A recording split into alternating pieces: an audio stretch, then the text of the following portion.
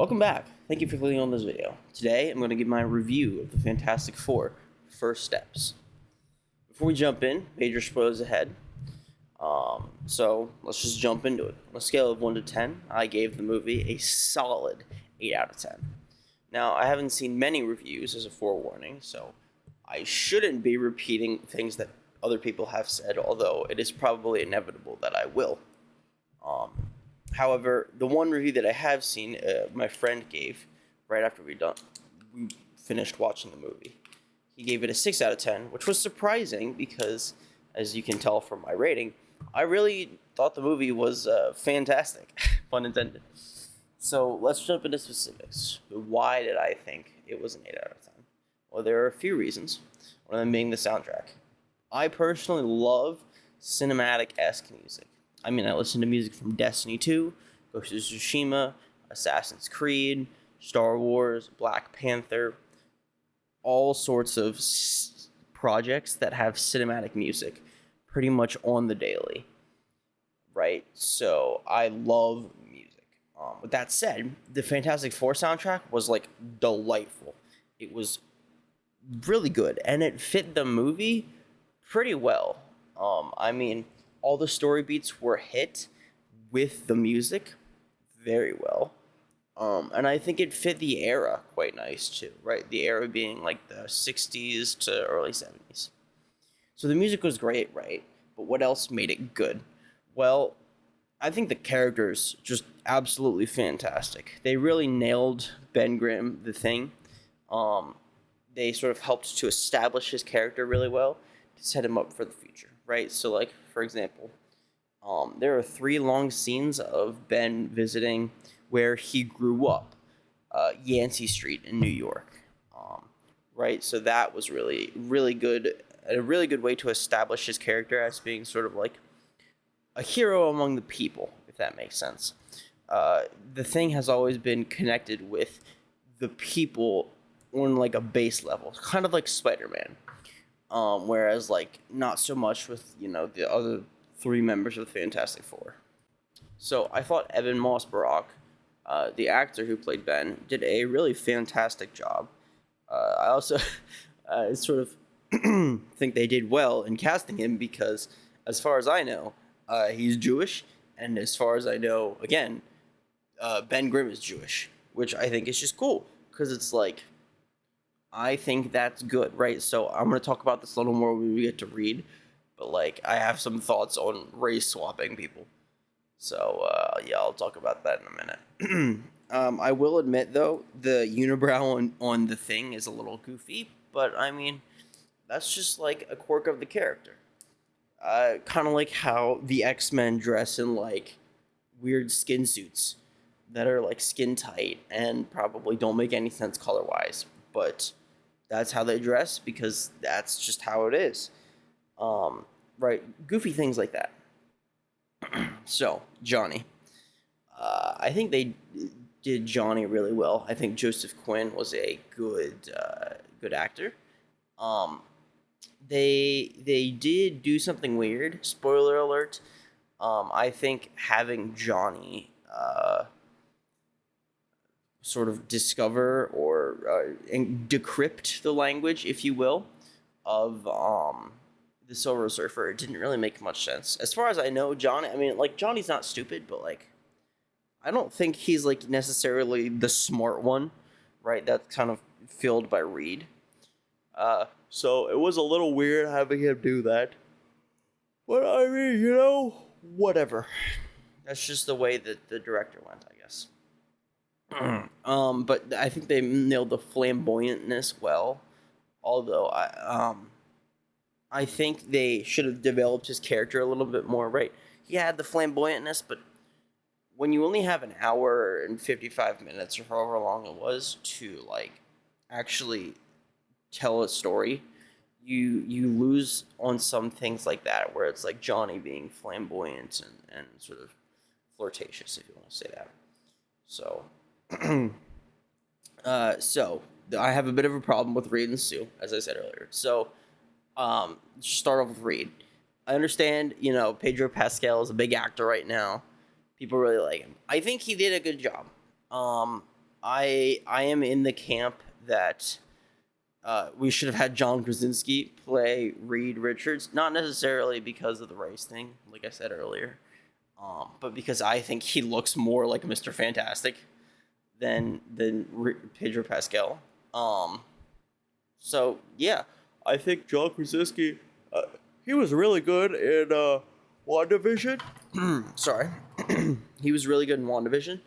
Sorry, not WandaVision, in Multiverse of Madness. And then they just turned him into spaghetti, and that was it. So the race thing I mentioned earlier. I am all for race swapping your characters. If you wanna, like when they made Ariel black, or if you wanna make Mr. Fantastic Mexican. I know that's not. I don't think that's what Pedro Pascal is, but that's just an example. Just like I am fine with that. However, it needs to mean something, right? You can't. I mean, you can in theory just race swap them and not do anything with it. That's what happened in the movie. But like, if you're going to change their race on purpose, you need to work the character in a way to where that changing of race actually means something. It really didn't mean anything for freaking Mr. Fantastic in this movie, which that's whatever. So yeah, I think John Krasinski would have been a better Mr. Fantastic. So I mentioned earlier about the time. I personally think I saw this all over Twitter. This is the one thing that I want to talk about that other people have said, and I 100% agree.